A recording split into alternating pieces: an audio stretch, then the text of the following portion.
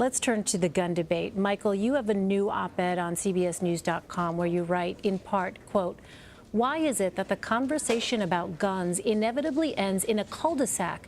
There are three reasons for this: the left's lack of information, the right's distrust of reform, and the passionate minority problem." Briefly explain those three reasons for us, Michael.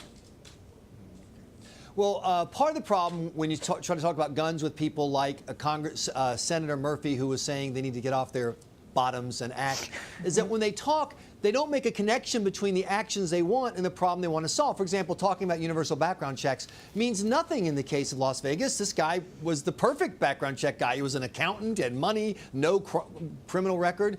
The same with the shooters in Sandy Hook. It wouldn't have prevented Sandy Hook, wouldn't have prevented Virginia Tech, wouldn't have prevented the Pulse nightclub. And when gun control advocates make claims that gun advocates understand they don't really know what they're talking about, it raises suspicion. Hillary Clinton's tweet today or yesterday about suppressors, silencers, that just makes gun owners roll their eyes and say, I can't take your ideas seriously. You haven't taken the time to find out what the law really is and what's going on.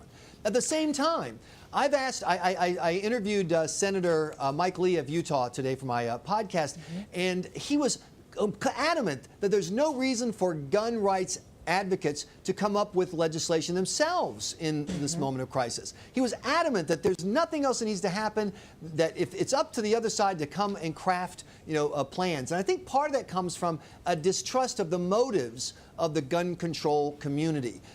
There's a real fear among gun owners that the long game here is gun confiscation, something like Great Britain or Australia. And I'll tell you, it didn't help that President Obama, after a couple of shootings, specifically mentioned Australia as a model. So there's that distrust in the gun rights community.